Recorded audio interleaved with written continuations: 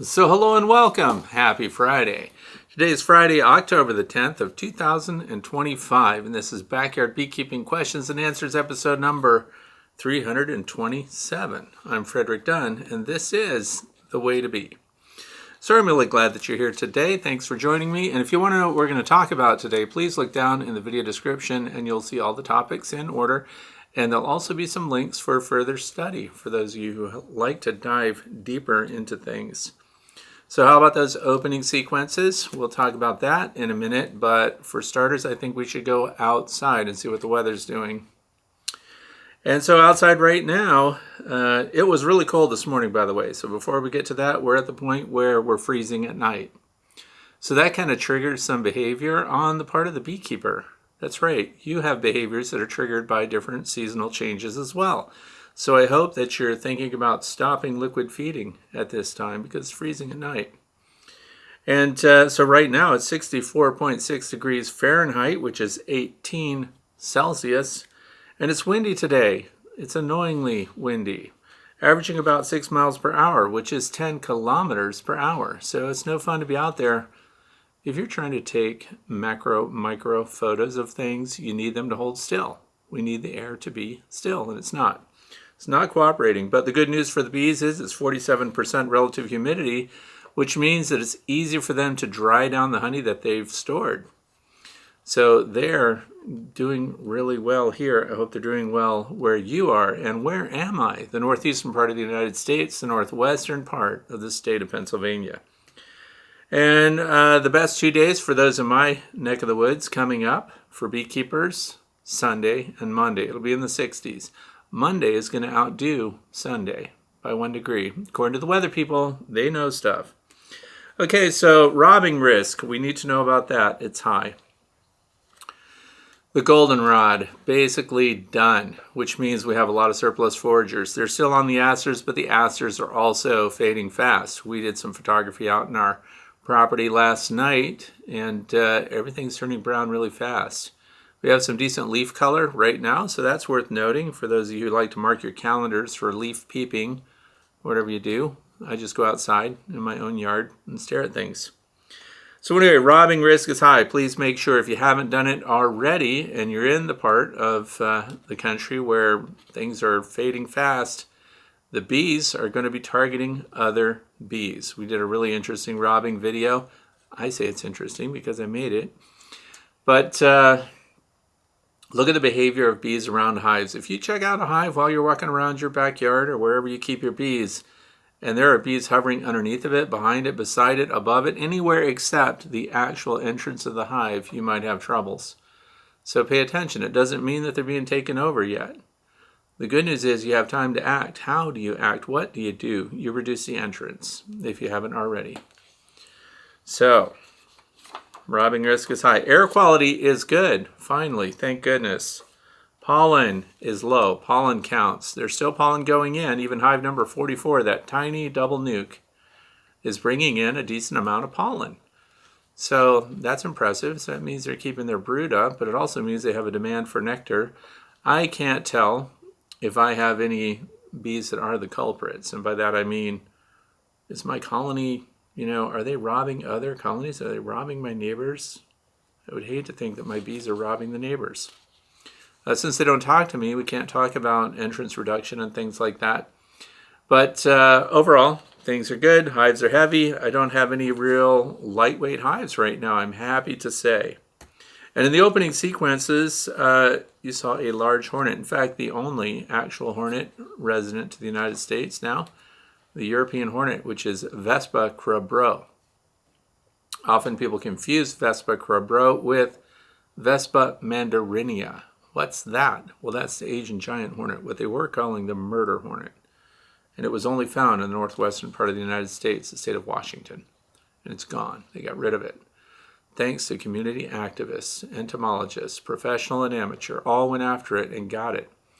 And one of the things they did, now the guy that was in charge of that, this is really interesting, his name is Sven Frederick. That sounds like a foreign name, doesn't it? You know that guy graduated from the same high school that my children did? A high school with a graduating class of less than 75 people? That's really interesting. But you know what we learned from Sven Frederick? How to track hornets. See, they were tracking the murder hornet, of course, which they're large. And they were finding their nests, and they were tying string onto the hornets and tracking them, making it easier for them to see, and also attaching little transponders to them. We don't have the money for that, but we can certainly afford floss, dental floss that your dentist just gives away for free. So the supervisor was here, and we collected some bald-faced hornets, and we experimented. How much dental floss could a bald-faced hornet carry to its nest? 6 inches long. We were tying those on. So anyway, the good news is it was a good experiment, because they all flew to the west. No, they flew to the east, so where the sun rises. Takes me a minute. Anyway, they did that, and we found the nest. It's the largest bald-faced hornet nest. It's easily this big. So bigger than a basketball. And collected them. And so the reason I'm telling you that is so that I can give you something to look forward to, the video that's going to come out. Because there was a lot to mesh together, because it happened over a period of several days. First, we demonstrate the process of putting dental floss on a bald-faced hornet, which, by the way, isn't even a true hornet. They're just called that. They're also called bull hornets, bullet hornets. They're bad news. They're kind of jerks. So anyway, we tied the floss, 6 inches of floss, and they flew away with them. One went one way, one went another way, but they kind of generally went in the same direction, and they ended up in a nest 11 feet off the ground in a maple tree. I collected them from the maple tree, and then what did I do? Relocated them. Like a good steward of the environment, I relocated the bald-faced hornet nest into the woods where they would be out of the way, where they could annoy the deer, and they did. I have sweet video sequences of deer discovering that they're there and running away really fast, which brings me a lot of pleasure. Because they're eating all my stuff still. The deer are eating my morning glories, so this is making use of unpleasant wasps. And then you know what happened? They didn't last the night, of course. Even that large colony, guess what? Raccoons showed up, wash bears in Germany, and they went right up the tree and tore them down. And then other opportunistic feeders like the opossums went by. They took some. Lots of larvae in there. Boy, did we take out a big nest. Anyway, the video is coming up. So I hope you'll tune in for that. And if you're not a subscriber already, I recommend that if you don't want to miss that you do subscribe. And you can go to my website, which is thewaytobe.org, and submit your own topic or question for future consideration. And thewaytobe.org, the page is marked Contact. Fill out the form. That's the same form for everything. So, and then, of course, your email's part of that, if you want it to be. You can also be anonymous. And then I might contact you back or talk about what you've suggested. And I have great suggestions today. I'm very happy to report. So I think that's pretty much it. If you have a question on the top of your mind right now, and you just have to show somebody a picture or a video or some other multimedia and get the opinion of your peers, go to the Way to Be Fellowship on Facebook. And you can interact with each other day and night all over the world. We have moderators on almost every continent. It's a lot of fun. You'll have a great time there. Okay, so the very first question for today comes from Larry Master, XR8WZ, that's the YouTube channel name. How do you keep wax moths off the frames at the robbing station? Okay, now this is controversial for some people, and that's because depending on where you live, you may not even be allowed to have open feeding or a robbing station where you live. It's true. But I live in the Keystone State, the state of Pennsylvania, and we allow robbing stations and feeding stations and stuff. So what I did was, I used to, in the past, just put frames of uncapped and spun out, comb from the hives. Because cleaning up, by the way, if you harvest honey, everything is sticky, everything is a mess. Why not let the bees and some local Vespidae clean them up? So I put them out. Now, historically, what I've done is I put those on a bench out at the edge of the woods, well away from your other beehives, well away from your apiary. So as far as you can get them from your apiary, good idea. The reason is we don't want to kick off robbing where your bees live. We want them to fly to the site and have an established cleanup spot. So whatever you need to have cleaned up, like you've just finished extracting honey and you want your filters and stuff to get cleaned up just as a precursor for the final cleansing that you're going to give them, robbing station.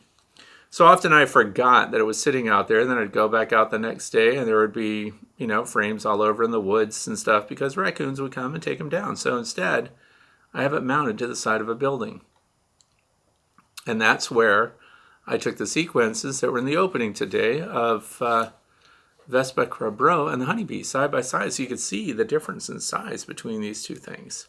That's at my robbing station, which, by the way, is a little over 4 feet off the ground, mounted to the western wall of a standalone building, and the building itself is up on stilts. That's so rodents and pests don't move in under it. And I can observe, I have right now 5 cameras on that, just so we can see what comes and goes day and night. And then we can see exactly how effective that is. And it's a fantastic thing. So wax moths are not an issue, and here's why. It's in the open air. There's lots of air movement, there's daylight, all the things that a wax moth does not like. Wax moths like to lay their eggs at night usually, in openings in your beehive, in areas that your bees are not defending very well. And then when those eggs hatch, the little larvae go out, and what are those things called? Wax worms. And then those go in and they start getting into the wax. And here's what a very tiny wax worm can do. It gets right into the honeycomb, inaccessible to the bees. Now the bees eventually, when it's in an occupied hive, they will get the wax worms as they get too big to hide into the comb anymore. So they become thicker than the comb. And then the bees get them and haul them out. They don't eat them because bees are vegetarians, unless it's their own eggs, but that's a different story. So we can keep wax worms out of our hive equipment just by providing air ventilation, airflow, light, and so I even have racks inside a building that are open air. If you're going to close your stuff up, you need to count on things dropping below freezing and freezing those frames. Well, I'm lucky enough that where I live, it gets that cold at night anyway. So if we can put them in storage, it's like putting them in the freezer eventually, because it will kill the wax worms. Now, you can also there are shipping screens or shipping bags that are mesh bags that go over the top of all your hives once your equipment's stacked. The most popular way to stack these, the frames and the boxes from your beehives that are going into winter storage, 90 degrees out from one another, so they're overhangs, so they're not all closed up, and air moves freely through them, because that's, again, something that the wax moth does not choose to lay eggs in. Now, if you did want to close them up and line them all up, historically, I've also put industrial-sized trash bags. So I set that on the concrete floor first. First box goes on it. Flip the trash bag over. Set a next box on. Flip the trash bag over. And then I put another box on. Then if I'm going higher than that, I start with another trash bag. So then the trash bags seal off between each one. Now that does a lot of things. If some kind of varmint gets into one of those boxes, it doesn't just get a free pass to go through all of your hive boxes. The other thing is, if honey drips inside, and sometimes it does, you miss stuff. Maybe you didn't have a rubbing station. Maybe you didn't clean things up very well. Then the trash bags are rested at each level, and you can go check it out. So then the other option is to put an industrial. I use clear trash bags now, which I get from Home Depot, Lowe's. You probably have Menards or wherever your building centers are. Get the largest. These are like the 55-gallon drum plastic trash bags that are clear. And the reason I like the clear ones is because if there's any condensation or anything going on in there, you're going to see it right away. So we see right through the bag. Also, remember that when you put a clear bag over it, there's still light in there, where these industrial trash bags that I've used in the past, everything was totally dark inside. So what we're doing is we're making it, again, unappealing to the wax moths. So now let's say we have the clear bags and we've stacked them all together. Now we want to keep it really dry, because we can also desiccate them. We can dry out any little wax worms that might be in there by putting desiccant packs inside, the reusable ones. I like the ones from Wise Dry, by the way. So those are just some options, but that's why the robbing station itself, wax moths, no chance. And I did get some sweet video of wax worms this year. I wanted to show what they would eat, and because I have to give a presentation. I'm giving a presentation at the North American Honeybee Expo in January. It's going to be a lot of fun. And my crowd will not be disruptive the way they were the last time and distract Bob Binney, who was right next door trying to give his well-ordered presentation. But I have stuff I'm going to show you that waxworms do that are it's kind of phenomenal. So if you haven't already got your tickets, you might want to do it just for that alone. They eat plastic, by the way. They eat it. So that was question number 1. Let's move on to question number 2 from Jerry. Jerry says, my daughter and I are, by the way, thank you to Jerry. I'm going to use the last name Tucker. Because I got this, sent it on the 8th, and I read it today. So anyway, the thing was, this led me to a solution. So I'm really grateful for the audience that I have and the people that speak up and say things and share their ideas, because you never know. We're helping each other out. No one is smarter than everyone. So I appreciate that Jerry did this. It says, my daughter and I are wrapping up our 3rd bee season and are having a blast raising bees and selling the honey to family and friends. Yes, charge your family members money for that honey. No free pass. You and Mr. Ed have kept us inspired since day 1. So if you guys don't know who Mr. Ed is, Jeff Orchoff, Mr. Ed, YouTube channel, check it out. Good stuff. This year we expanded from 4 backyard hives to 15 on 2 other properties by means of splits and 2 swarms, with the exception of a Flow Hive and the Bee Mindful Top Bar Hive. That's done fantastic. It says all our hives are 10-frame Langstroth wood boxes with Apimaye bottoms, tops, and feeders. So Apimaye bottoms, tops, and feeders, which means they can use woodenware and then have these Apimaye feeders and the Apimaye bottom board. And I want to send you to a family-owned company if you want to check those out. Nature's Image Farm. And that is Greg Burns. And they have the Endura hives, which bring together a lot of cool stuff. This is not sponsored or endorsed. I'm just sending you to a great place for a very good product. Because they also have the Propola hives. What is a Propola hive? Well, it's a hive that has the surface of the interior distressed in such a way that it optimizes your bee's desire to propolize it and create a healthier hive. And then the bottom of the hive will never rot. The hive itself is an Endura hive, so it has a treatment that also will not rot. And then we have the convenience of a hive top feeder and an insulated cover from Apimaye. So it's a combination package. If you want to support a small business, I highly recommend Nature's Image Farm. Okay, so moving on. So we now have another person who wishes us to set up our 3rd apiary in the spring.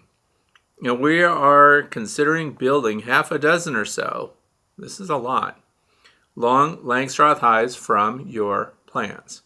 Now I know some of you might be sitting there going, wait, Fred has plans for a Long Langstroth hive. Where do I see him? Well, you go to thewaytobee.org and you click on the page marked plans and prints. How much will those cost me? Nothing. It's free. Thanks to Ross Millard, I sketched them up, Ross formalized them, and now you could have them as a starting point, or it could be the finish point. You could build your hives. Totally free. Anyway, so in the spring, they're building those. We've had no issues keeping the Apimaye feeders on our hives year-round, simply an inner cover when not in use. That's true. They're super practical. I was wondering if you had tried the Apimaye feeders on your Long Lang and whether they will fit in place with a few top boards under the lid. Here's where this was such a super help, because I just happen to have these in the garage. Now that is the kind of feeder that we're looking at. This is the Apimaye hive top feeder. Now this one, by the way, you know what I did? I went to Amazon and I ordered these because I just wanted the feeder and the top. And the new feeder is a big one that covers the full 10 frame hive. And then the fondant pack feeder is in the middle, and then we have 2 sides with liquid. But this one came with the 2 separate feeders that go side by side. So this is kind of their outdated version. I'm not upset about it. Especially now that I got this message from Jerry, because you know what I did? I took this outside right before I did this today. I went out and checked the cover board. So let me explain how it's set up. My Long Langstroth hive has the standard deep frames that are Langstroth frames. They sit in a rabbet joint. 3/8 of an inch above that, the rabbet joint kicks out just a little more, and that's where the cover boards go. And then the cover boards on top of those, I might as well talk about the winter configuration. On top of those cover boards, we put double bubble or Reflectex or whatever you want to call it. I made a quilt out of that. I also made a gasket out of double bubble. So when you close the top, there's no air leaks anywhere. And in the cavity, it's a gabled roof after all. We have double bubble too. Do you know what? This fits. So instead of the cover boards, which are mine are 4 inches long, I can remove a cover board or two, put this in, butt the other cover boards up against it, have the follower board, and then we put insulation over the top of it. Now I have a feeder ready to go for solids or liquids, because the way these are set up, might as well explain it. I get nothing for this, by the way, and I wouldn't be against getting something if Apimaye is paying attention. This is set up for liquid. See this little block right here? Swap that around. Now it's open. So now the bees can get up into this reservoir, and of course they're underneath this cover so they don't go everywhere. And we can put our fondant pack. So the fondant pack gets cut in half, and then I just put it in here. Then I leave both of these open. So, candy position, open for the bees. Now they can go up and they can get to this and they go right back down and do their business. Now I have an option. I used to put rapid rounds up there, and that's still good. That still works because the 4-inch cover boards that we put up there have the hole in the middle for the rapid round to sit on top of. Same thing, we insulate that and we have the opportunity to feed. And because cover boards can be moved all along the full length of it, where would you put it? Entrance is over here, frame of brood, frame of brood, frame of brood. Brood transitions into stored honey. It's that transitional area that I keep an eye on. And then when I do a thermal scan, which you may not be able to do, we know when they hit the honey and they're migrating in mass in a cluster through winter time horizontally through the hive. Then I'll know when they get to that last, so let's say, you know, the brood is over here, they move through.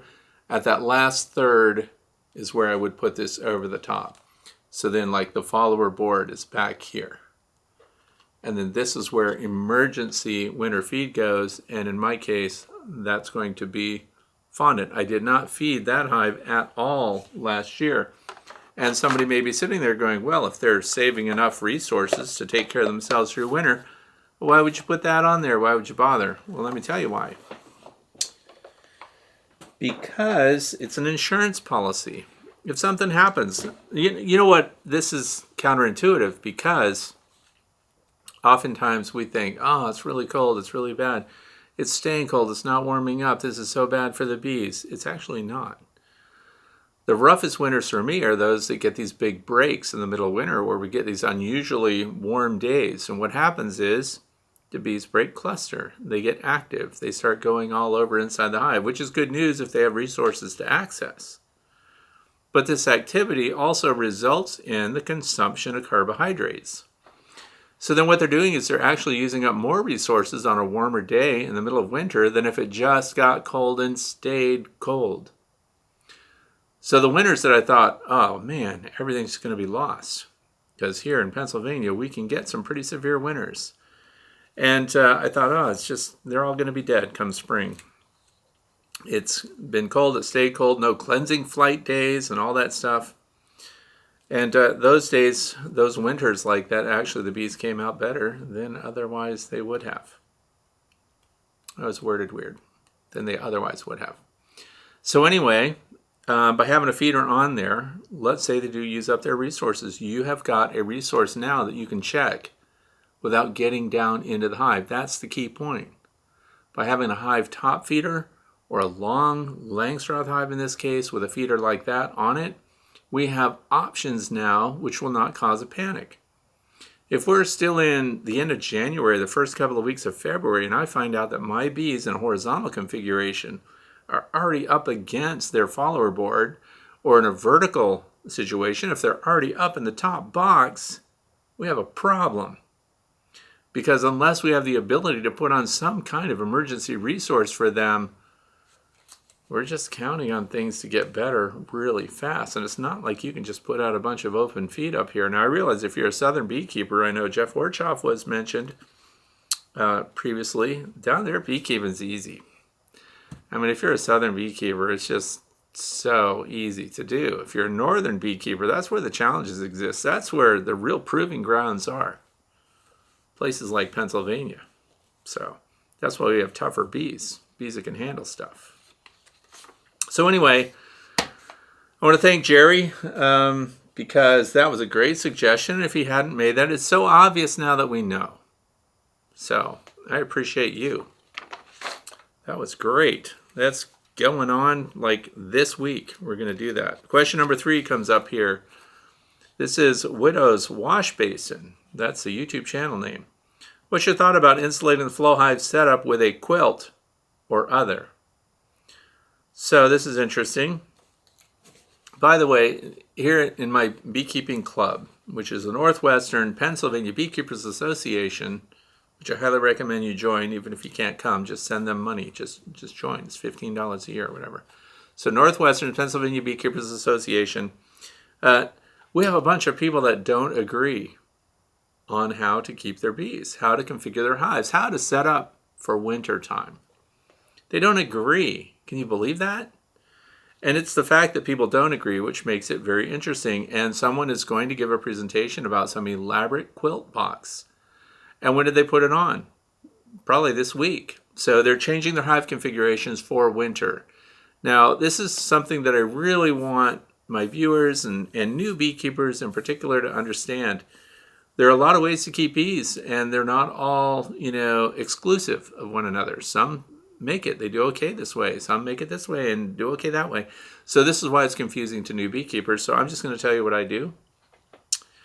And I want to give you a brief history about the quilt box. The quilt box, which is a box that goes on top of your hive, usually on top of the inner cover, or it replaces the inner cover, and it might be a complete unit. And people put, like a quilt, they put fluff in it. So they might put a bunch of pine straw in there. They might put a bunch of pine shavings in there. They might put cedar shavings, thinking that those are even better. So what they're doing is they're following suit with something that was established a long time ago. And do you know at the time the quilt boxes were set up, they didn't have modern insulation. So the choices were different. In fact, I used to be a home inspector. I moonlighted as a home inspector in North Chicago and the state of Wisconsin, by the way. And the reason I did that, I wanted to see what things were failing so I would know not to make those mistakes when I built my own house right here in Pennsylvania.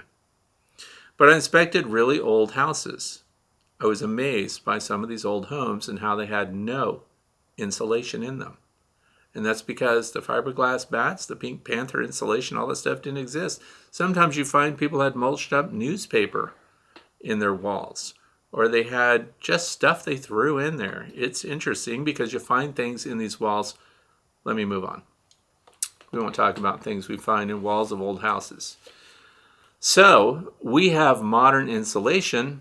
And so now, when I was making feeder shims, I wanted the opportunity to do exactly what I described earlier. I wanted to be able to feed my bees at any time of the year without opening the whole hive. So I made a video, and you can find it on my channel. The YouTube channel is called Frederick Dunn.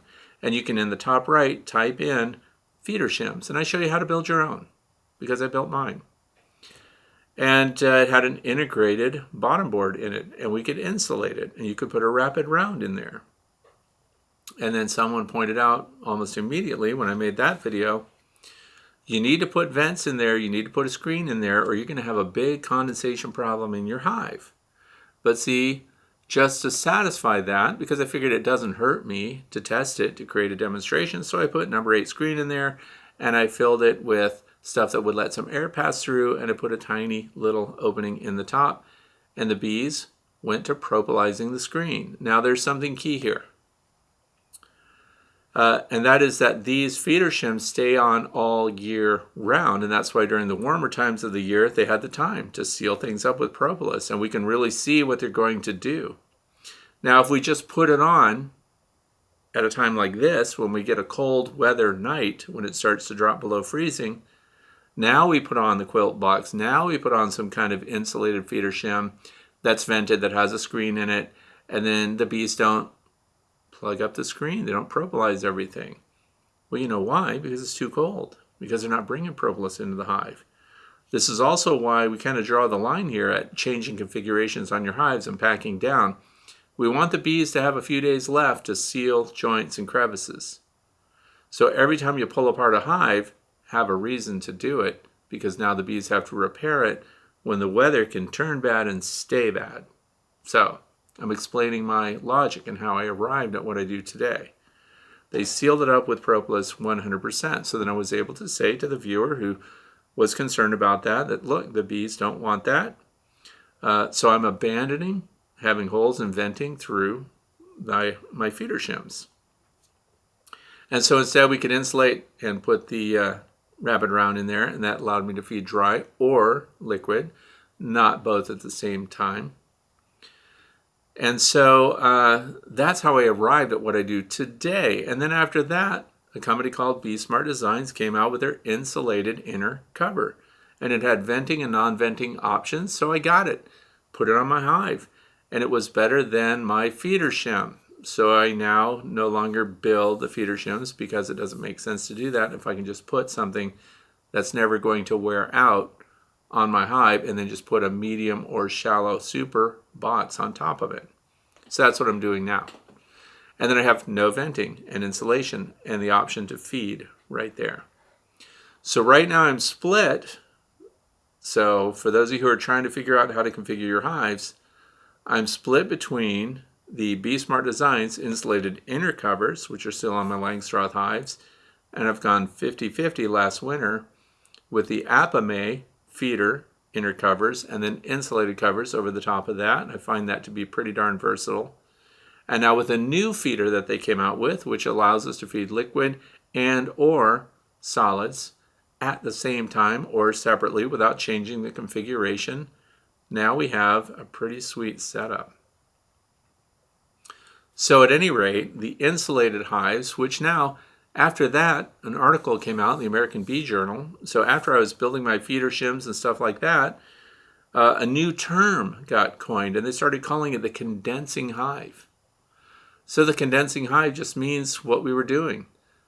Stopping ventilation through the top of the hive, letting the bees seal things up, having an insulated inner cover which prevented condensation from forming on the underside of that inner cover, and then the condensation formed on the sidewalls instead of above your bees.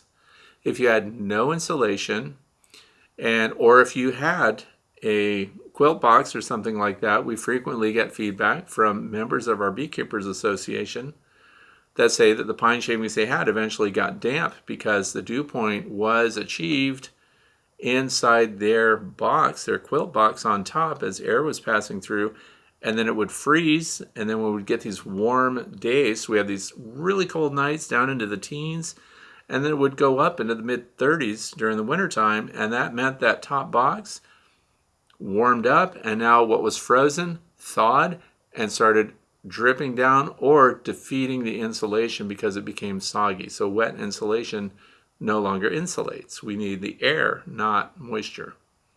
So that just, for me, reinforced it. So these things are very different, and I just wanted you to understand you can do whatever you decide to do. And I recommend, if you're being pushed or pulled around by people that say absolutely do it this way or absolutely do it another way, if you've got several hives, as I've always said, please do one way and one the other. Follow both guidelines. Follow everyone's instructions that are practicing both the condensing or the ventilated quilt box style hive. See which ones do better. See how they work.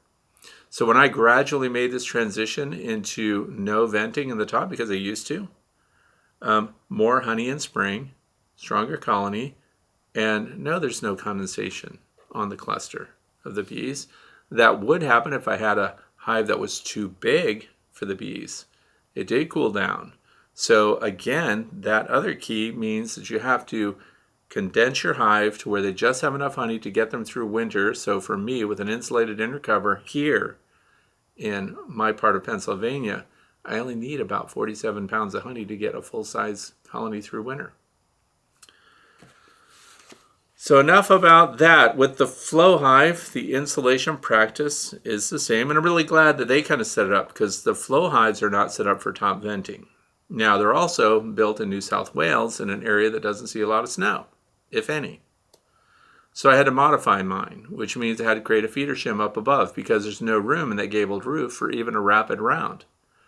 So I got an extra Flow Hive deep, which is all they sell, although I think they're toying with something else, medium-sized box. I don't know too much about that yet, but I took an extra deep and I cut it to make it a medium, and then I took that little piece that I cut off and I put that on top of the medium as my feeder shim on top, which now meant the gabled roof was bumped up. That little 2-inch trim piece up there that sits on top of the inner cover is a place that I can insulate with double bubble. That's key. Set a rapid round in there because now it accommodates it. And then I also insulated the inside of that gabled cover and the perimeter with double bubble. So I airlocked it, which means this trapped air becomes a warming surface that now down below I won't have condensation. So I also made a video about it, so you can also go to Insulating the Flow Hive. You can go to my channel, my YouTube channel, or you can also go to my website, thewaytobee.org. Click on the page marked The Flow Hive Experience. I have all those videos are there showing how I modified my flow hives for a colder climate and how it gets the bees through. So I used this question as I want to keep the discussion going. I'm not a huge fan of one person announcing how things should be done and the discussion's over. I like open debate, open discussion, and people's egos should be abandoned so that we can get to just the facts about what works, because everything doesn't work the same in every environment with every configuration. So having an open discussion and having open debate is very important for a healthy arrival at a good way for someone, particularly new people, to keep their bees. And you shouldn't be hostile to somebody that says, well, I'm not going to go that way because I've heard something else from somebody else. I'm going to try that. Yes, please try that. And if you have more hives, try this while you're trying that and see how that goes. Then you'll find out the best management practice for yourself. Question number 4 comes from Ross Wagner. Do you feed the bees your fondant in this system? Did the bees continue to stay in the feeding? So we're talking about in this system. In the past, I talked about this feeder. So it says, did they go back down to the cluster? So I switched 3/4 of my hives to the new Apimaye top feeders, which are much better designed. That's true. The new ones, they're twice this size. They cover a full 10 frame, and they have a center feeder. Very good unit. So anyway, I'm worried that the bees will just move up to the feeding tray where the fondant sits and stay there. What is your experience in winter with this feeder and fondant? I'm in Wisconsin, Zone 5B. Okay, so here's the thing. This is critical, and I'm very glad this question got asked by Ross Wagner. When you put fondant in this, wait until you have nights that are freezing. Your bees are not in jeopardy. Okay.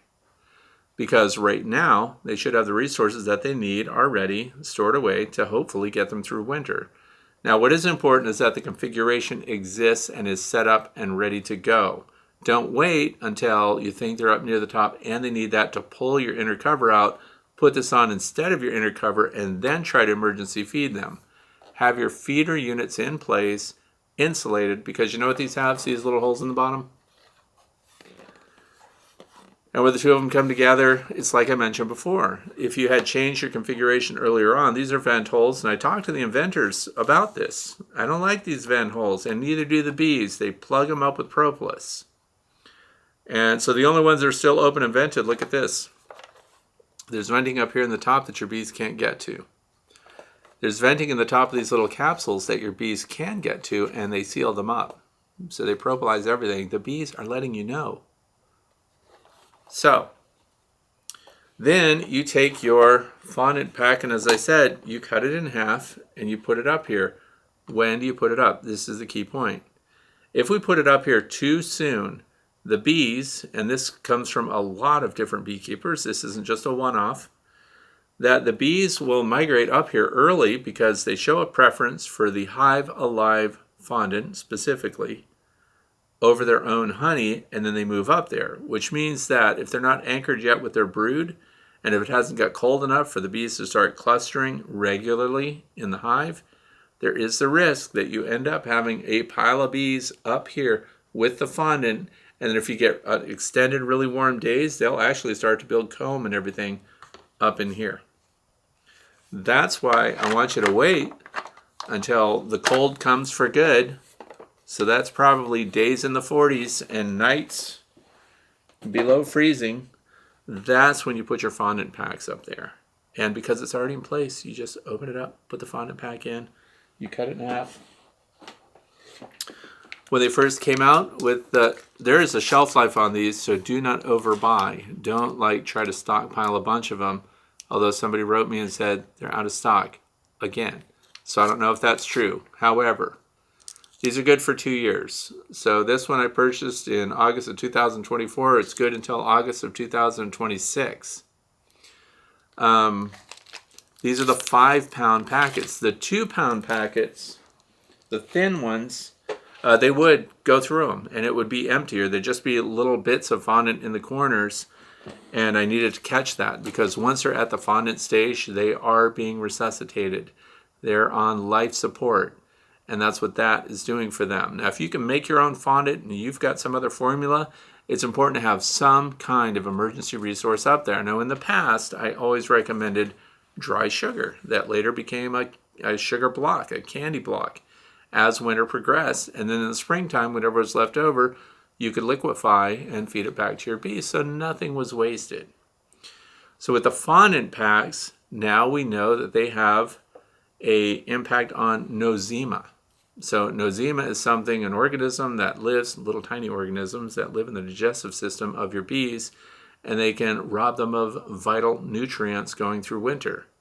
So the studies that were performed on Hive Alive, the liquid in particular, and that's also in their fondant packs, was knocking down nosema spores.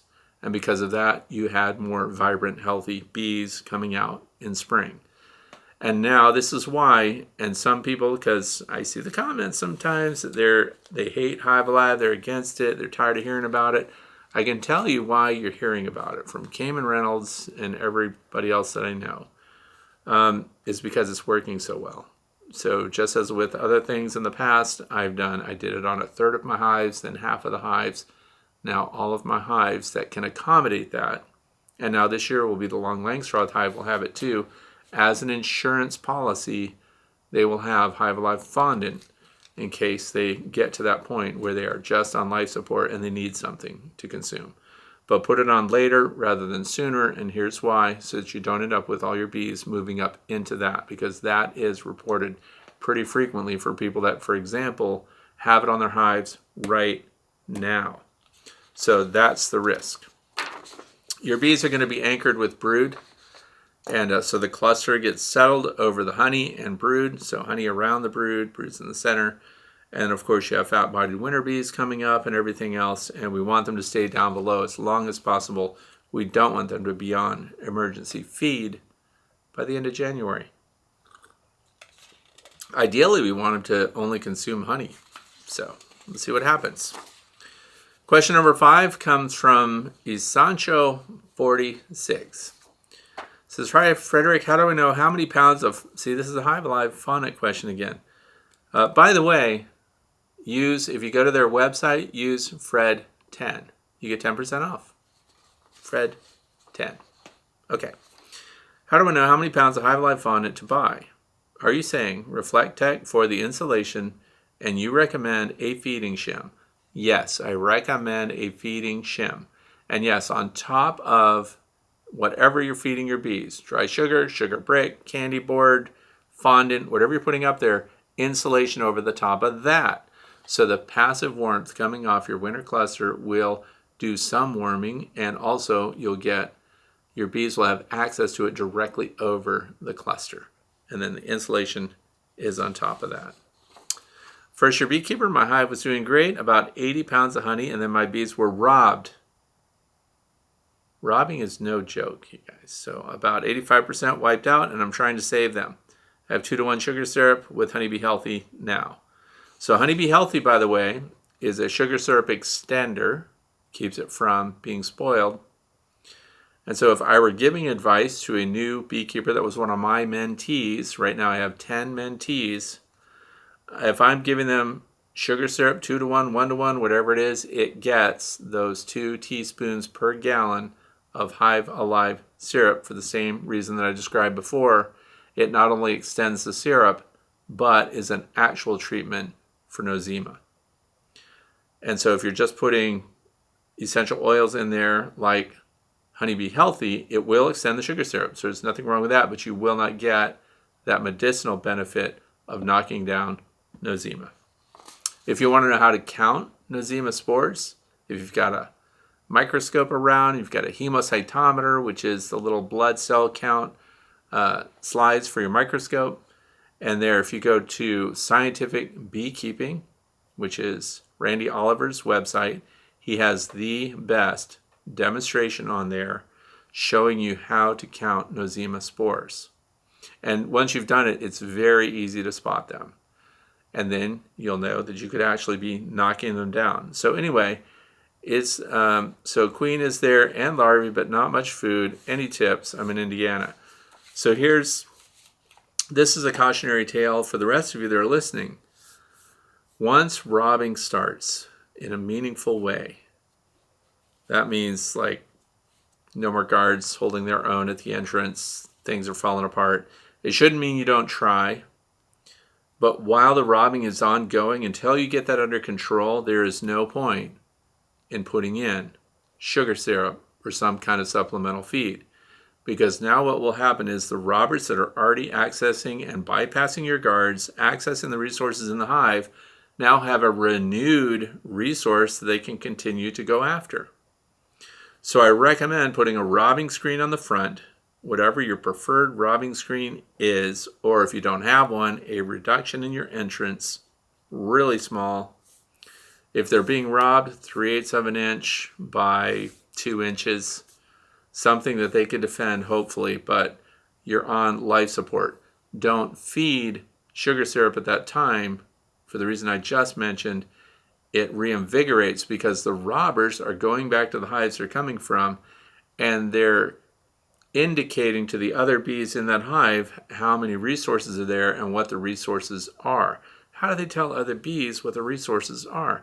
They regurgitate it into the tongues of the bees that are on the dance floor that are watching this waggle dance, and they're assessing quality of the resource that's coming back and whether or not how many of the bees should be sent out to also exploit the resource. So the amount of this stuff that's being given to your bees is indicated by the vigor with which the waggle dancer waggles and the number of cycles of waggle dancing that robber is doing. So if that robber is very excited about the resource that they're bringing back and they want other bees to really get going, the waggle dance is exaggerated and the amount of time the circuits in the waggle dance are extended. And then they go and pass that on to another bee inside the hive that will store it in cells. So if you've got a colony that's being robbed, don't add resources yet. I know that seems bad, seems like a mistake, but until you see that they've got guards on the landing board, that the robbing has dwindled and subsided even, that's when you can start to put resources on the hive and resuscitate those bees. We need to stop the robbing first. Question number 6 is from Diane from Warren, New Jersey. Glad you've been featuring your Apisolis vapor. I got one a while back and I love it for the reasons you mentioned. Question. The instructions say, so if you don't know what we're talking about, it's the Apisolis vape system. It's not a smoker. It vaporizes their proprietary blend, which gets your bees under control. There is a new blend that has the same lasting reaction for the bees that smoke does. The only difference is you don't have to light it. It's not burning. You turn it on, you use it, you do your inspection, you turn it off, you put it in storage. So the question is, the instructions say to clean any traces of liquid from the tank and container connectors after each use. It's not clear to me what exactly they mean. So this is a French item. So sometimes there are some differences in the words that they use. Have you been doing this? So I have to confess, no, I haven't. I haven't cleaned it. I haven't cleaned it once. And also, I had a flashing red light and warning beeps this afternoon when I operated the bellows. Documentation just refers to the flashing red light and to check the resistance. So what they're calling the resistance is actually the resistor, and it's a little ceramic piece that has a connector in it because this is battery powered, and it heats that up so that you get atomization or a vape system. So when you puff the bellows, I bought a whole bunch of those because I thought you had to replace them for every bottle or something, but I haven't even been through one of their bottles yet. Because once again, it lasts a really long time, and now I have 2 of them. So I bought another one because I have the light original formula in one, so it's loaded, and I didn't want to have to dump it out. And then I have the new formula in the other one, and I just marked strong and normal on the back of the bellows of each. They're expensive, I get it. Super convenient though. Because if I have to go to somebody's house and look at their bees, I just walk up with my vape system, turn it on, do the inspection, turn it off, put it in my car, go home. It is super convenient. I know that other people are working on other things that blow, that, there's fire starters and smokers for cooking, and there's all kinds of stuff. It's a great area for innovation, but I've not followed any of this cleaning, and so I haven't done it. Castle Hives, Brian, that's all he uses. His is all grubby looking, so I guess he uses it all the time. I wonder if he's cleaning it. So if any of you are watching his channel, you might ask him if he's had to clean it. So I have not popped it out after use. I have not cleaned it. I have not wiped it down. So anyway, I found it challenging, and I wonder if you've come up with a Fred easy way. Yeah, it's not doing it at all. In the end, I just added some liquid. It was pretty low. I wiped things down, and it worked. So now it's back to functioning. So in my video that I did of that, when I initially even put it together, it didn't function right. I had to take it apart. I had to pull a wire to make the spring. There's a magnet that activates it instead of just a regular on-off switch that's on it. You have to hit it 3 times and turn it on. And so then it started working. But even initially, the interesting thing about this is it's 100% user serviceable. All the parts can be replaced, including the battery. So it has a lot of advantages. And I like it. And the new formula is stronger. It does work. I thought for a minute I could almost use it to clear bees out of a super for honey harvesting. So I haven't tried that yet, but I wonder, they do move away really well. I just wonder if that's going to work. That's yet to come. I haven't tested it that way. Question number 7 comes from Grandpa Bees. Okay, here's another one. This is why I like, people like you writing and telling me things. Fred, I have the pygmy shrew here in northwestern Minnesota. The 3/8 entrance, which is what I tell everyone to use, is large enough for this shrew to gain access. I think 1/16 of an inch is what is needed to keep the pygmy shrew out. Like you said, they aren't going to take over a hive like mice do. However, all winter long, they will come and go, eating constantly to maintain their high metabolism. So what do? I have to reach out to small mammal biologists because I need to confer with experts. I can't just have you sitting there listening to whatever Fred thinks, because what I thought and what I initially said to Grandpa Bees here was, you know what? How much can a shrew eat? A tiny, I don't know if you've ever seen, a pygmy shrew, but we have them here. They're tiny. And I feel bad when one of them gets killed in one of my mouse traps. It's probably trying to find mice or trying to feed on a dead mouse. And that's coming up too. We have to think about trapping mice in our storage areas. Because even though you seal everything up, stuff gets in. And a shrew like this can get through tiny holes. Shrews are cool, I'm not going to lie. Short-tailed shrew, those things are awesome. I had videos of them tracking mice. They're just, and that's what I said to Grandpa Bees. Well, you know what? I would do the trade-off. This is my knee-jerk reaction. I would do the trade-off, and if I had a pygmy shrew in one of my hives, I'd be proud to have it there. They're not rodents after all. I mean, what can they do? How much can a shrew that tiny, because their weight is in grams. I think, oh,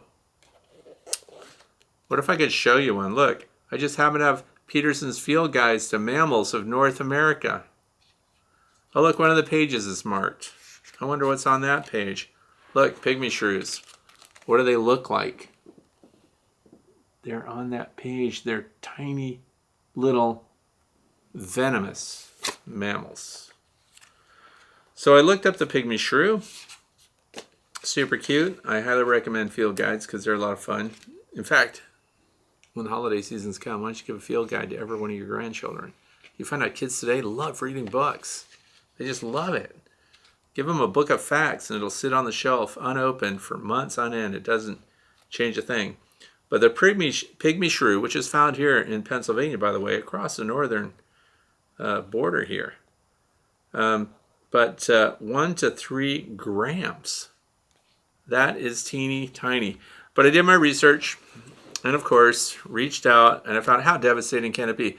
This thing eats multiple times its weight in a 24-hour period. In fact, it could eat 35. This makes a jumping spider nothing. A shrew inside your hive, a pygmy shrew, will eat upwards of 35 bees every single day. 350 bees every 10 days. Think about it.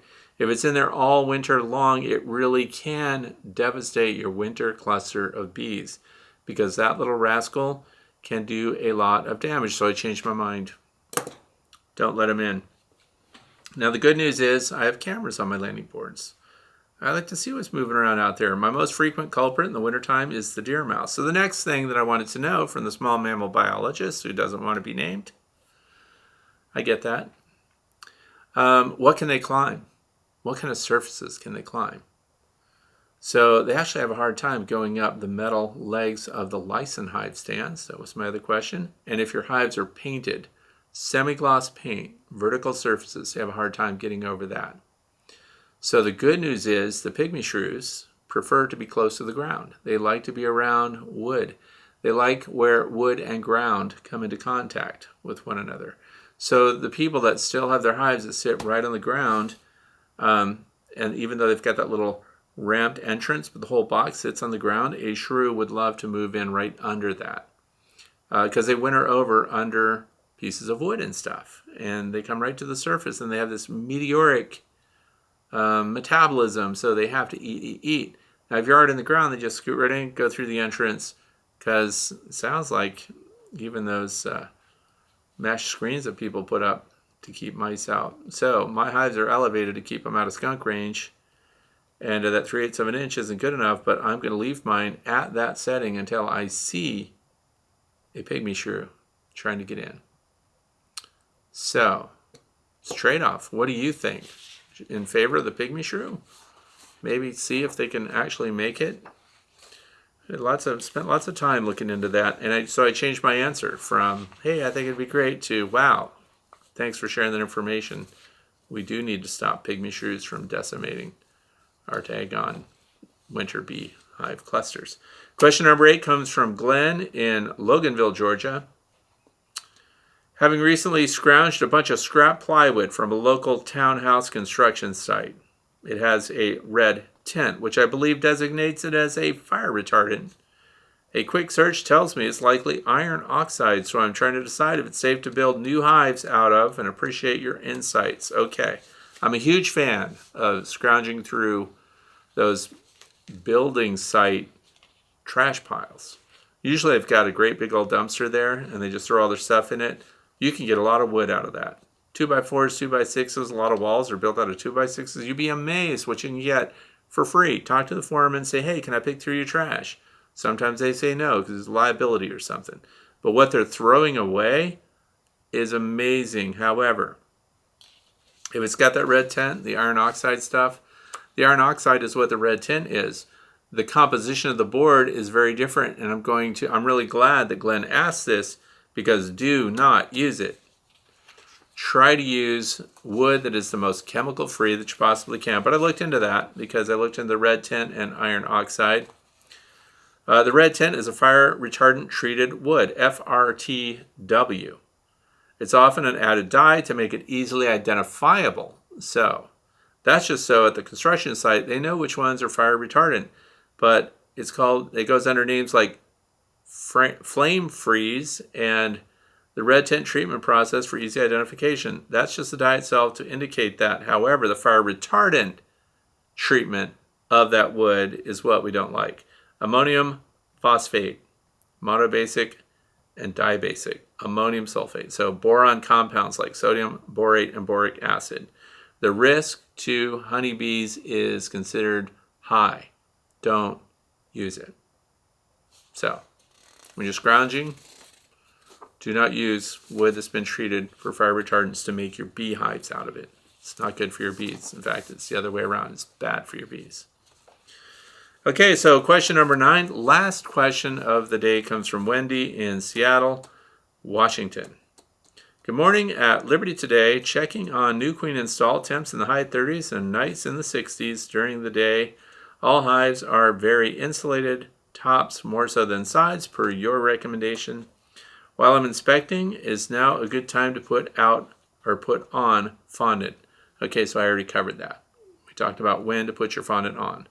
All hives are new colonies this year. Some have tons of honey, others less. Want to provide fondant for emergency feed. All in Apimaye feeders except by 2 lands, which will be put in Dr. Leo's frame feeder. So at horizontalhive.com, that's Dr. Leo. He discourages feeding and says it should be all natural, but still will sell you a frame feeder if you're insistent. If you want one, I have one just to see what they're like. And so that's what it's going to be in. And we've already covered the territory, when to feed, what to feed. And so I think Wendy has already got her answers. So we're in the fluff section. And get 10% off Fred 10. People don't like it when I say that. That's why I said it twice today. Question number 1. Not question. This is plan of the week. Continue to pack down your hives in the Northeast. It's time. You're running out of time. The weather's going to go bad. I'm telling you, it's going to go bad. It's going to stay bad. And don't be caught without preparing your hives and inspecting those edges. And remember, this year I'm using the extreme weather, extreme temperature. Oh, look. This is not the one, but this is that aluminum tape that I wish I had used in the past to seal holes and crevices and cracks and places where robbers are getting into your hives. That stuff is holding its ground. We had a heavy rainstorm come through, 2 inches of rain, and it looks just like I just put it on, so it's not peeling or anything. That stuff is good. So complete your pack downs, get your honey harvested, whatever you're going to take, whatever the surplus is, and try to get your winter configuration just as quick as possible, assuming you're not already done. Find and close up all your leaks with something. Do not let them have openings as the winter comes and hits them, because those openings and gaps and crevices are due to bad wood. It's warping, cupping, rotting, whatever's going on. It's also a great time to put out pollen sub for those of you who have it. So what we're trying to do is provide your foragers with something to do other than rob other colonies of bees. So this is where the feeding station, once again, if you're allowed to have a feeding station where you live. And why do I support that? Somebody might be sitting there going, well, then why do you support it if it's bad? Because there's so much drift going on in a backyard apiary. My target audience are backyard beekeepers. And there's so much drift, so much interaction, colony to colony to colony within my own apiary, that having an open feeding situation is almost no different. So if I know all my colonies are doing well and they're healthy, other than rubbing the hairs off their hind ends when they're robbers, They all look pretty darn good. So you can put out dry pollen substitute if you have it. The most appealing to the bees is not the one that performed the best under laboratory conditions. So, Man Lake Ultra Bee, dry pollen substitute, was the one that the bees go after the first and the quickest.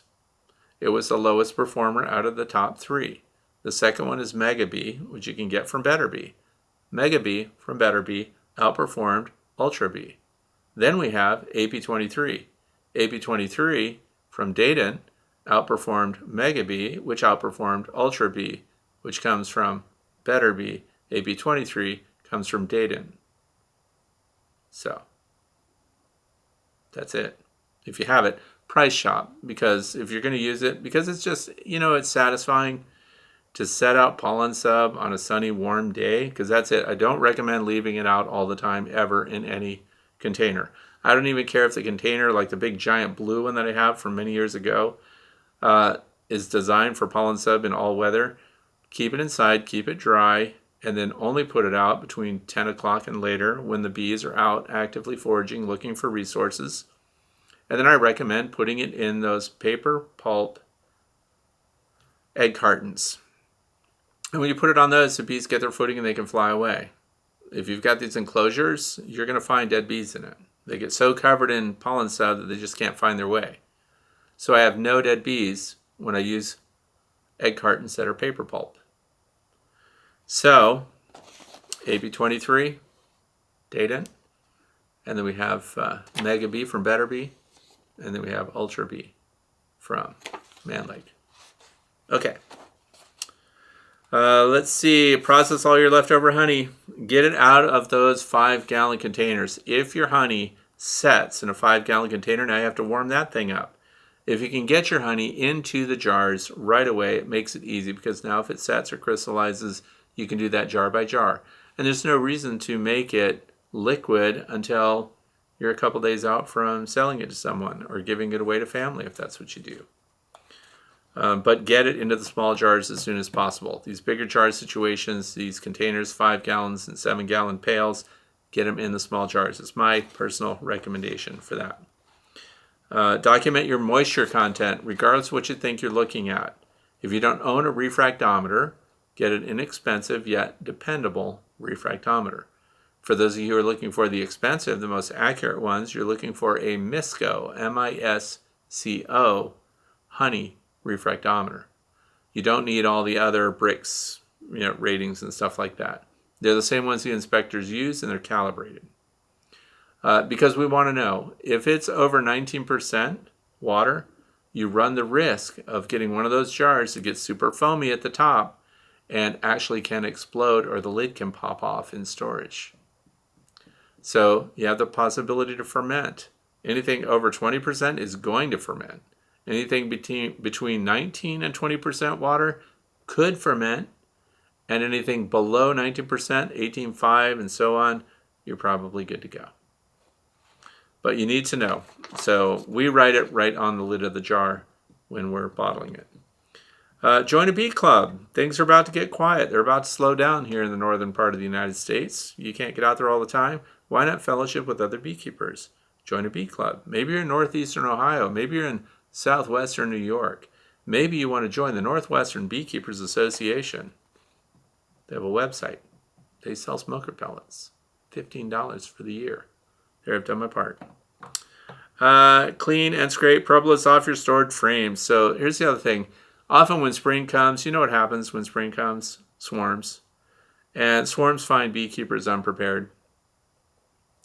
So I highly recommend that we start pre-staging for spring. So you're getting your wooden frames and stuff like that, and you're scraping all the extra propolis off.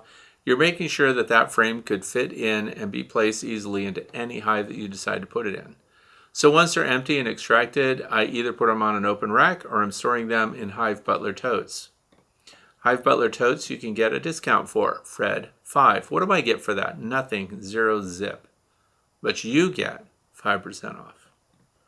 So any place that you go shopping, always ask for the Fred discount. Tell them Frederick Dunn sent you. And if you happen to pay the same as everybody else, even when you mention my name, so what? You have nothing to lose. Ask them. They're not going to pay me. It just helps you. Insulate all of your inner covers and secure for heavy weather. By securing for heavy weather, I highly recommend shipping straps. Shipping straps have actually kept hives together even once they blew over, and they've also prevented bears from getting into your hive all the way. Bears like the easy path. They just like to, if they can flip off a lid, if they can get a couple frames out. It's pretty classic for a black bear to get frames out of your hive and haul them 50 yards away and eat them. Once they get access to your stuff, they keep coming back. So you don't want to be sitting inside with your hot chocolate watching something that you're streaming on TV and you see the weather report say it's going to be 27 degrees Fahrenheit and 60-mile-an-hour winds, and all you're going to do is sit there and worry about your bees. So shipping straps, stable stands, get them ready, do it all while the weather's great. And that's it for today. I want to thank you for joining me. I hope that if you enjoy anything or this format, please subscribe to my channel. I'm Frederick Dunn. This has been The Way to Bee, and I wish you all the best, you and your bees. Have a great weekend.